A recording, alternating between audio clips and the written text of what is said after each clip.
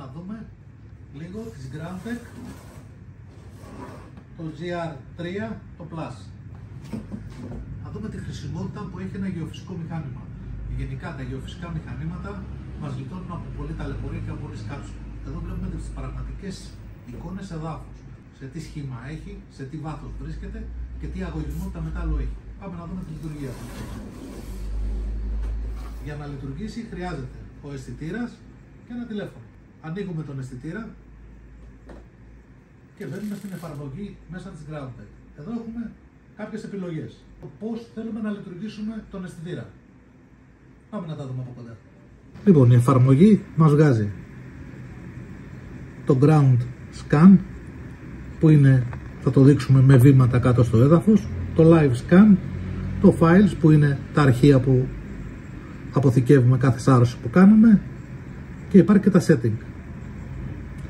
Έχουμε το Bluetooth που πρέπει να είναι πράσινο ότι έχει συνδεθεί, εδώ μας δείχνει την μπαταρία και εδώ μας δείχνει το contrast της οθόνης αν θέλουμε να τα αλλάξουμε, το κάνουμε μαύρο ή λευκό. Πάμε να δούμε το Live Scan. Πατάμε την επιλογή και μας δίνει δύο επιλογές. Το ένα είναι το Live Scan που εδώ μπορούμε να σαρώσουμε, θα το δείξουμε τώρα, και το Pinpointer. Πάμε να δούμε το Live Scan. Εδώ λοιπόν κάθε φορά που ο αισθητήρας εντοπίζει ένα μέταλλο αρχίζει και αλλάζει χρώμα. Έχει τρία χρώματα, κόκκινο, μπλε και κίτρινο. Πάμε να δείξουμε σε ένα μέταλλο πώς αλλάζει χρώμα. Βλέπουμε εδώ την αλλαγή του χρώματος. Όταν το βάλουμε σε ένα μέταλλο αρχίζει να γίνεται προς το κόκκινο.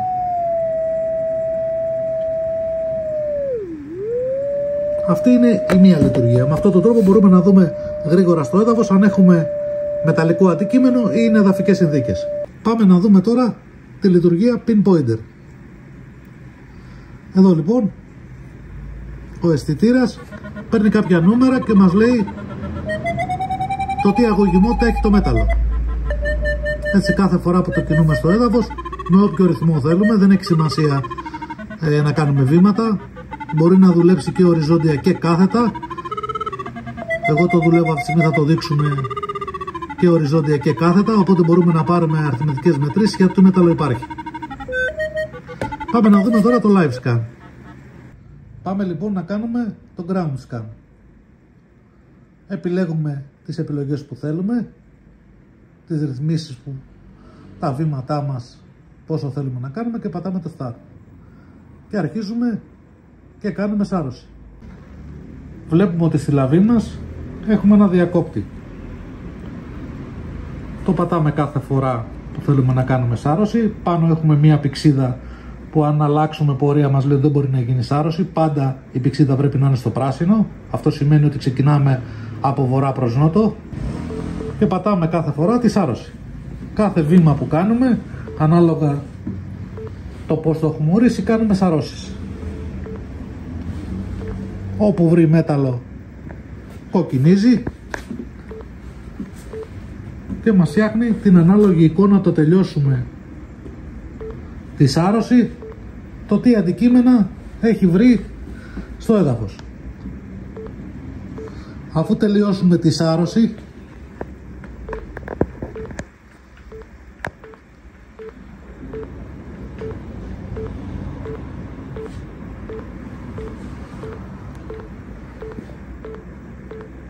πατάμε το stop και πάμε να κάνουμε αποθήκευση. Save. Save file, αν θέλουμε να το ονομάσουμε, και μπορούμε να κάνουμε τώρα επεξεργασία του αρχείου.